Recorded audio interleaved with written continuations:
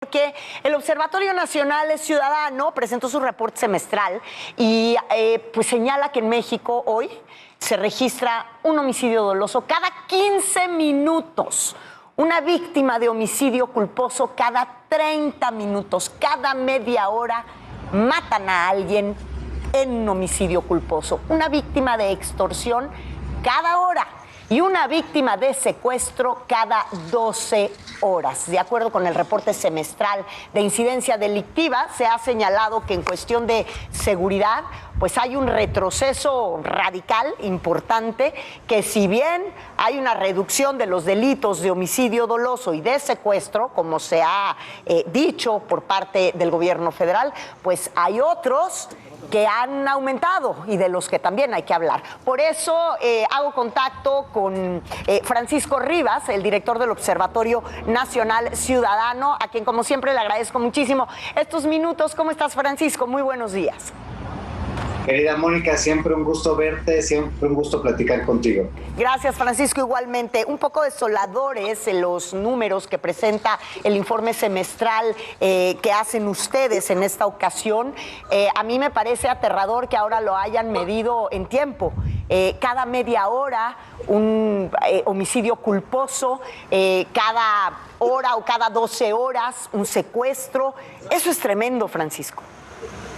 Efectivamente, y esto hay que considerar que son los datos oficiales, es decir, cuando estamos hablando de estos números, son los números que presenta la autoridad y que con base en ello, pues hacemos el reporte, pero que no incluyen todos los delitos que no se denuncian, que no se investigan. Hay datos todavía más preocupantes, un feminicidio cada 8 horas en un país en donde realmente el feminicidio poco se investiga. Tenemos en promedio por día 713 carpetas de investigación por violencia familiar, cuando sabemos que es uno también de los delitos con la mayor cifra negra y cuando implica un aumento de 173 carpetas de investigación respecto al año pasado, o sea, al mismo periodo del año pasado. Entonces, estamos viendo una serie de problemas que efectivamente, por un lado es cierto que el homicidio doloso presenta una disminución si comparado con específicamente con el mismo semestre del año pasado. Lo malo es que en realidad esto no logra ser suficiente para transformar la tendencia, es decir, para hacer que ahora sí podamos afirmar que el secuestro va a la baja. Simple y sencillamente lo estabiliza en una meseta alta de delitos, lo estabiliza en sus máximos históricos.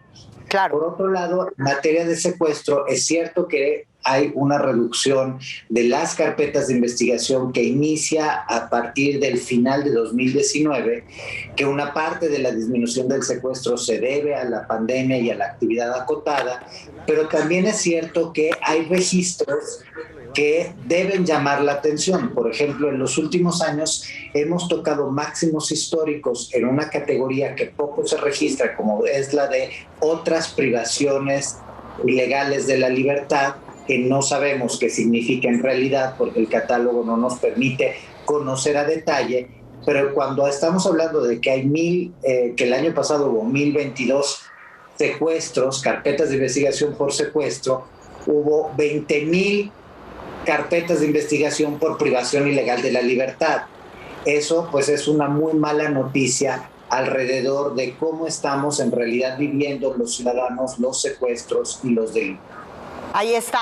Ahora, ¿qué se está haciendo al respecto de esto cuando la autoridad recibe esta medición por parte de ustedes?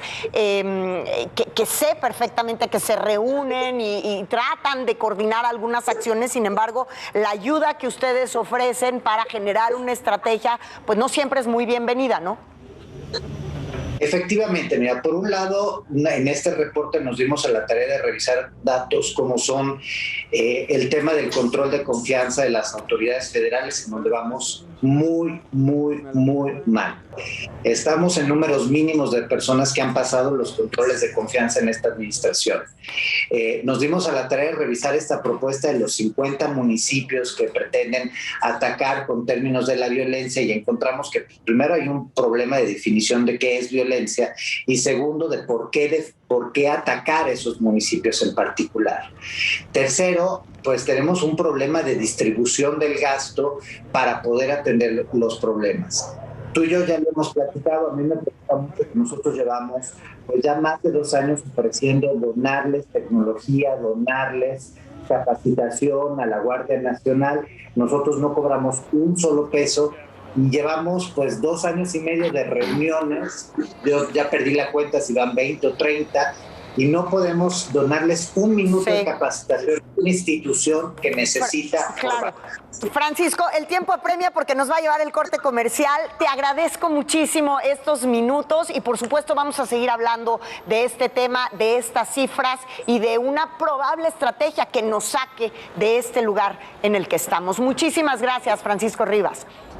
Gracias a ti, querida Mónica, y al auditorio los invito a descargar el reporte para informarnos y para tomar buenas decisiones. Muy importante, más tarde les vamos a poner la página donde ustedes pueden consultarlo. Y como siempre, gracias, Francisco. Buen día.